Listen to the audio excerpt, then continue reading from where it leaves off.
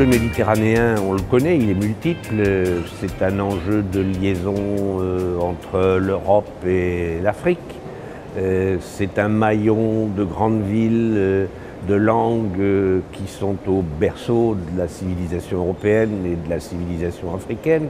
C'est un confluent culturel, c'est également un confluent, une plateforme, une plaque tournante d'échanges économiques et donc faire dialoguer des décideurs, des élus, des chefs d'entreprise, des architectes, des urbanistes, bref, à tous ceux et toutes celles qui ont quelque chose à dire sur cet enjeu méditerranéen, leur donner la parole. C'est tout l'intérêt, me semble-t-il, de cette manifestation et je suis pour ma part très très heureux d'y participer.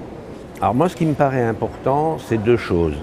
La première chose, c'est de développer et d'affirmer la part importante du monde francophone, des cultures francophones. Les langues latines sont très importantes dans ce bassin méditerranéen, mais aussi l'arabe. Et on sait que la langue française, l'usage de la langue française est un élément de liaison, de fédération entre différents pays, différentes régions, différents territoires, différentes populations, différents intérêts économiques. Et donc cette dimension me paraît importante à rappeler. La deuxième dimension qui me paraît importante à rappeler, c'est cette dimension qui fait qu'aujourd'hui, des villes ne peuvent exister que si elles se développent sur le plan international, des régions, des territoires au-delà des villes.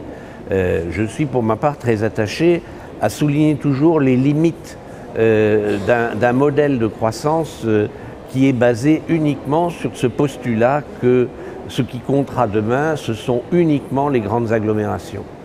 Le phénomène urbain, il a ses raisons, mais il est aussi un élément qui aggrave les déséquilibres climatiques. Ce sont les grandes agglomérations qui sont la cause principale des facteurs de pollution, d'émissions de gaz à effet de serre, qui sont la cause principale du choc climatique qu'on connaît aujourd'hui. Moi, je crois beaucoup pour demain à l'alliance entre l'Europe et l'Afrique, et ça passe par la Méditerranée, bien entendu, c'est l'articulation de cet axe de développement.